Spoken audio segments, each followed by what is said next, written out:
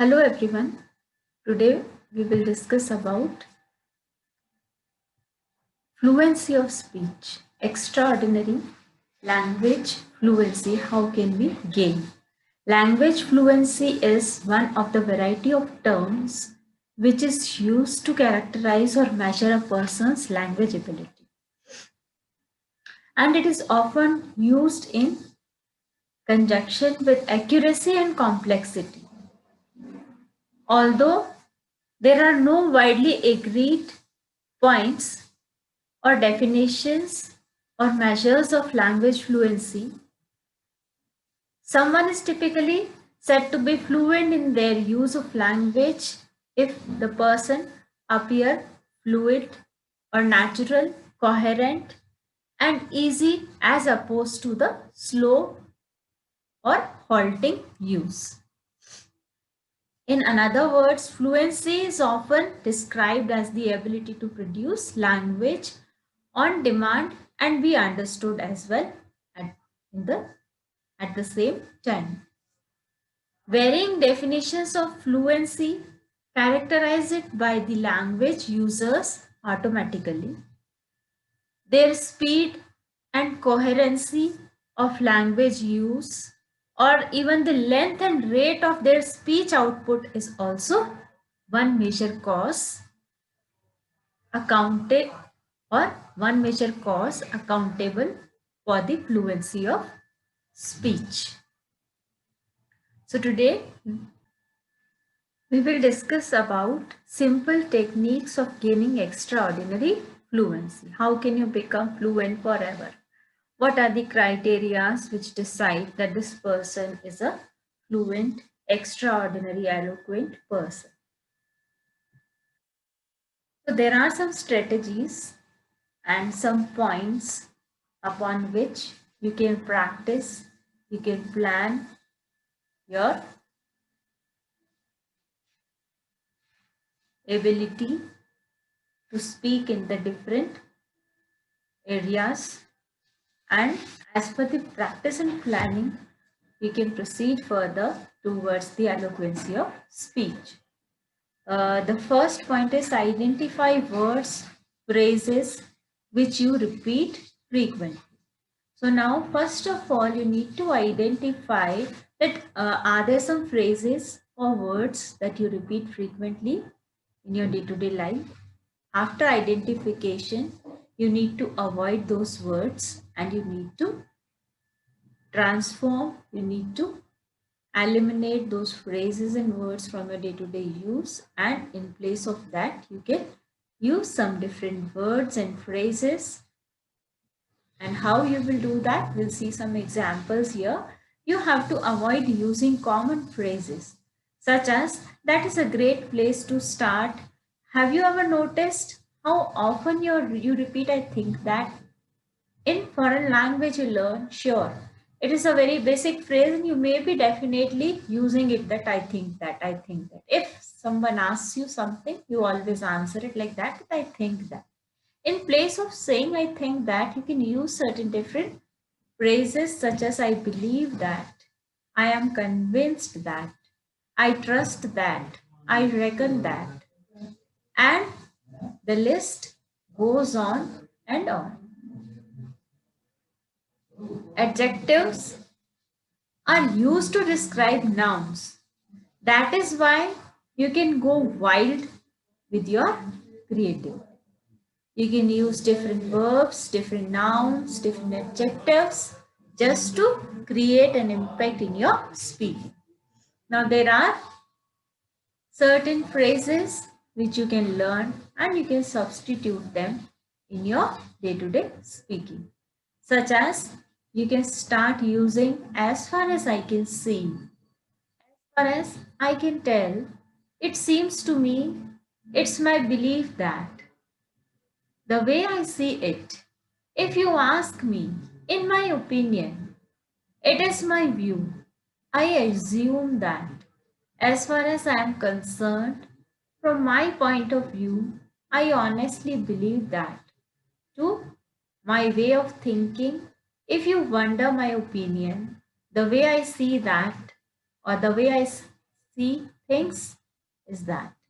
So in this way, you can use many. Suppose if you have learned 27 phrases that I have displayed here in this slide, then definitely you'll find that you have learned 27 ways of speaking or starting something. So there is only one reliable indicator of time when you should start substituting some words from another phrases. Only then it means that the word is entrenched deeply in your long-term memory and you no longer have to use it frequently in order to remember it. Once you need to practice them, and after thorough practice, you may find that you have started using these phrases in your day-to-day life, and now you need not to work on extensively on this pattern. I would actually go as far as to say that every time you repeat words and phrases, actively, you waste your time. Nobody wishes to listen to those things that once if you have used, or even if you listen to the same advice from your mom and dad, you may not pay heed, you may not pay attention to those because you had already heard them. You are not going to listen to them again. Your mind is not ready to receive those advice that your mother or father must have tried to give you. So the same is the case with others. When you are willing to say something to them, they are not going to listen to you. The same thing, so you need to create new ways by which using these new phrases you can display new thoughts, new ideas in a creative way. Along with that, you need to explore new words each day. You can make a habit of exploring new words. You can create your own dictionary where you can collect some words which can add on some worth to your active vocab. There is no requirement of reading the grammar too much because you may have read grammar in your school days, and how to gain the fluency of speech is a different matter. On that, you need to work out. Once, if you have decided to work on that matter, then definitely you can achieve your target. And we'll be discussing some more points today in our lesson. Now, you may have learned many phrases, antonyms, synonyms, many new words. Still, you had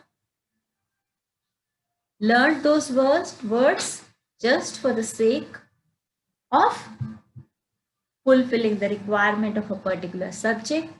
Later on, you may have forgotten those phrases, those words, those synonyms, those antonyms. Once if you have made a habit of using those phrases, those sentences, those words, those vocabulary in your day-to-day practice, then you would have really utilized the worth that you may have learned. So the idea can be use it or lose it. Once if you stop using what you have learned, then the learning is of no use. So in that case, what you can do after learning, after knowing, practice them, practice and practice them till the time you become perfect in using those words at the appropriate moment. Constantly look for the opportunities to test out your spoken English. Suppose today if you have learned 27 phrases, out of them you need to apply at least 25 in your day-to-day life, in today, tomorrow, or day after tomorrow. That's all.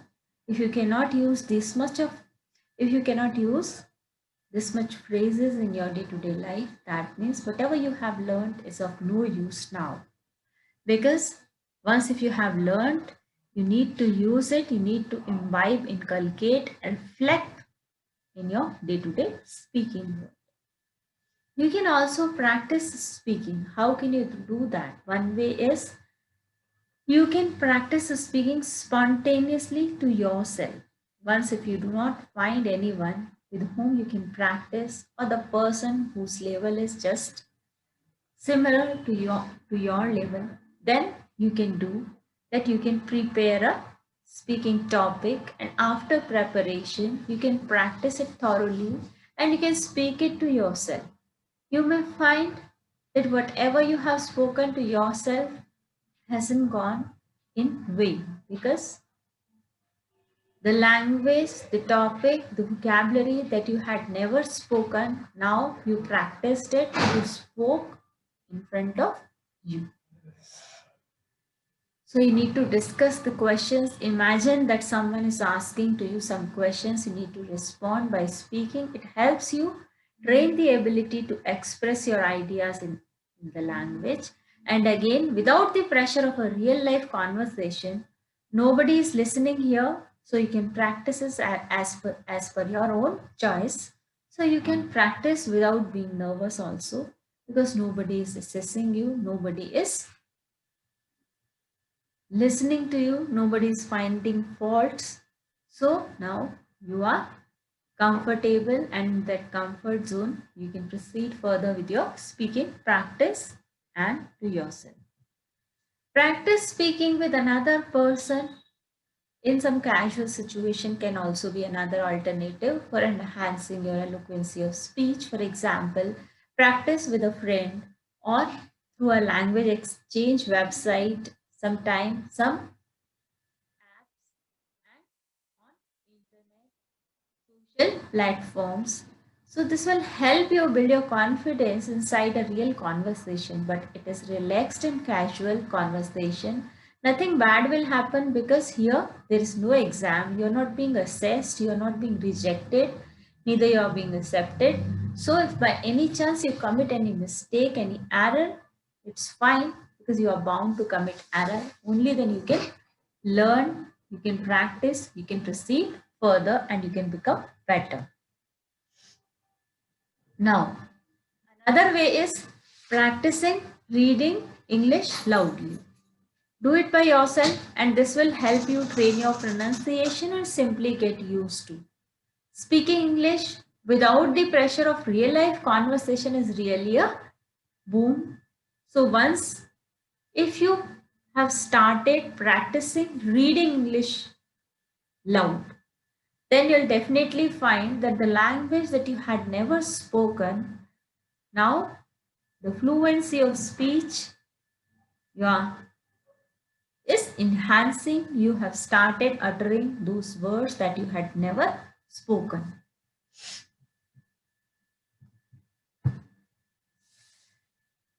Another example is always think in English. Go from speaking good English to great English by thinking in the same language, whatever you have thought. Now, if you are falling short of the diction, vocabulary, then you can enhance it as per the requirement of a particular situation. You can think of a situation, suppose you are in a bank. Now, what sort of conditions and situations you may face there? What are the activities that you may observe there? What are the activities that you may wish yourself to indulge in? So, accordingly, you can proceed further with the conversation in your mind. And if you are not getting any word for that, you can always work out, you can always find out some words so that you can think in English in that particular situation. You'll learn how to switch between speaking English and your first language, because once if you have left the habit of translating from your native language to the English language, then definitely one more step ahead you have come in the language learning.